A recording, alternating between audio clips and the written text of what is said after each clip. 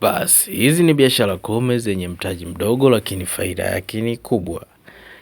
Ya kwanza ni mamalishe au babalishe au tumezoea kuita mgawa. Jinsi ya kuanza biashara hii, tafuta sehemu yenye watu wengi karibu na ofisi, stendi au soko. Nunua jiko la gesi au mkaa. Anza na menyu rahisi kama wali maharage, wali dagaa, wali mboga mboga, ugali vile vile. Namna ya kuanza biashara hii: pika chakula kitamu sana.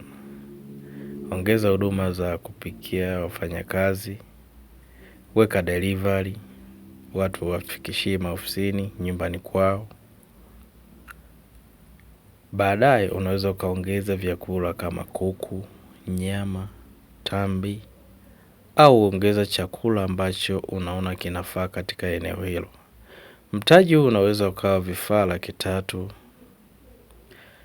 Biashara ya pili ni chips mayai.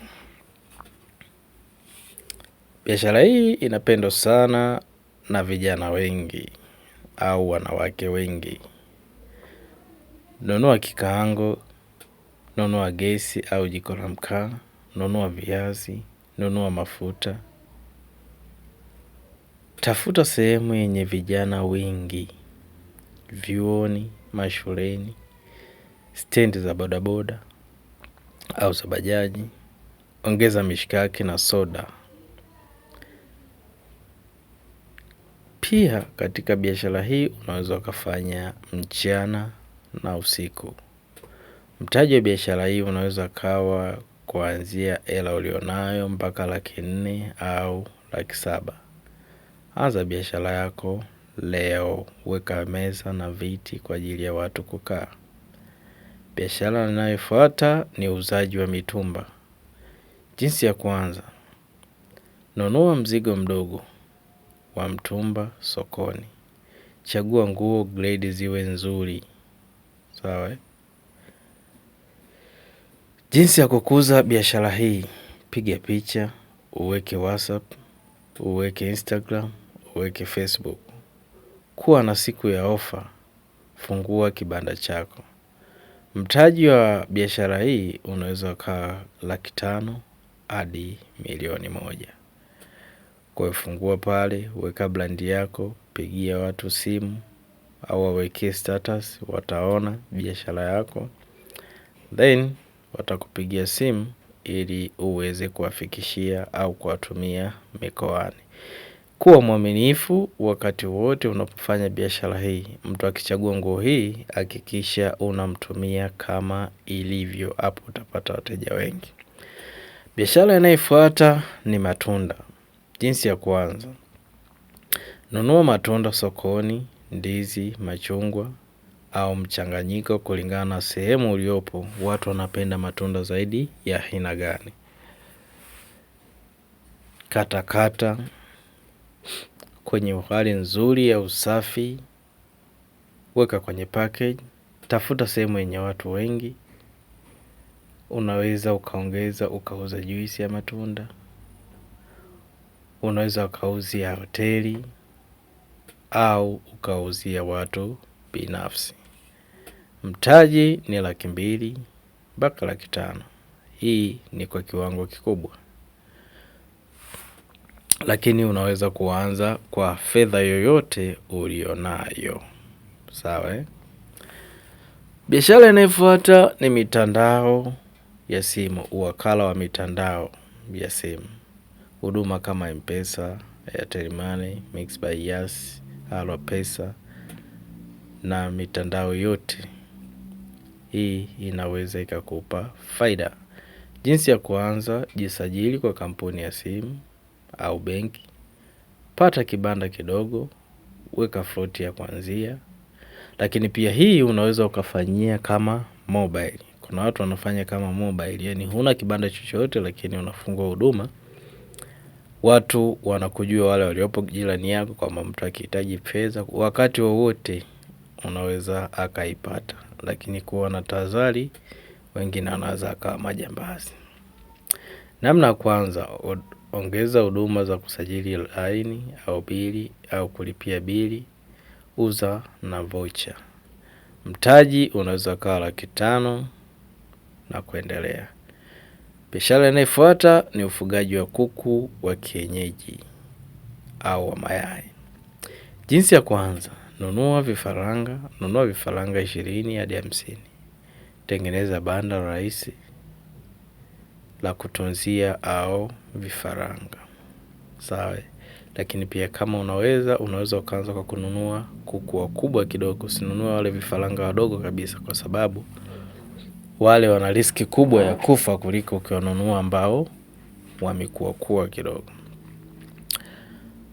Mtaji wa biashara hii unaweza kuwa 300,000 mpaka 700,000.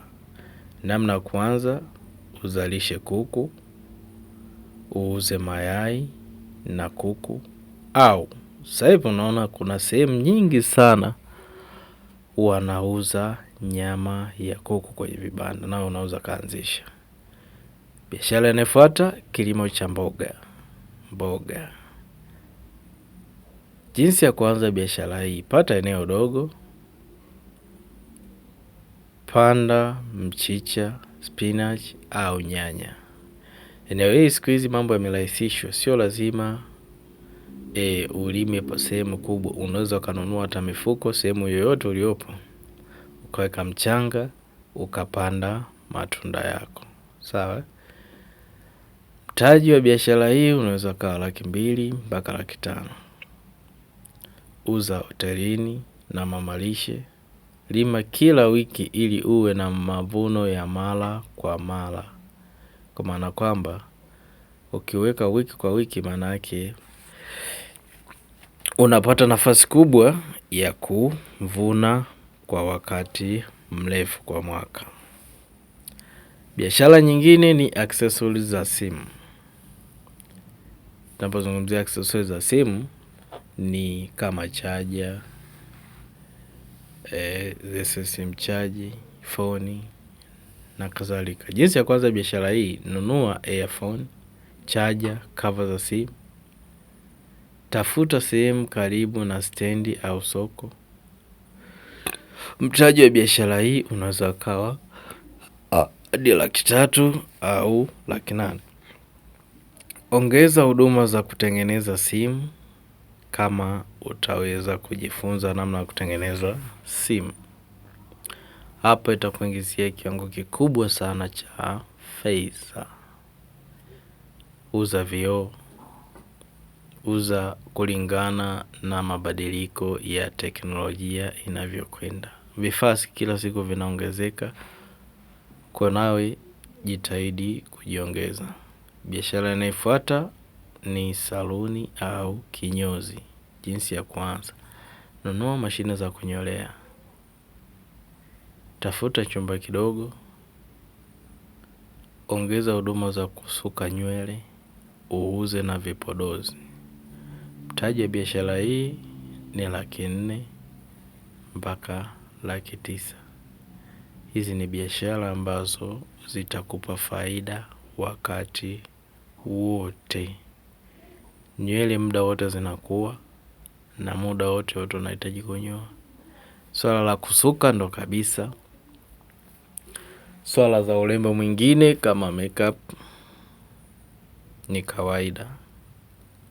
Tena biashara kubwa sana, uhitaji ni mkubwa, faida yake ni kubwa mno. Jifunze namna ya kuwa mtaalamu wa masuala ya ususi. Biashara namba 10 kwa siku ya leo ni YouTube channel. Kwa mfano, unaweza kuanzisha channel kama maombi, hadithi au michezo. Jinsi ya kwanza: tumia simu yako kurekodi. Tumia YouTube kupakia video. Sawa? Mtaji wa biashara hii unaweza ukawa 0 kama una simu. Namna ya kwanza: post video mara kwa mara. Tumia picha nzuri pale juu ya video yako. Mtaji wa hii inategemea na kiwango unachotaka kuanzia. Kama una fedha basi unaweza ukanunua kamera. Kama huna basi simu yako inaweza ikaanza.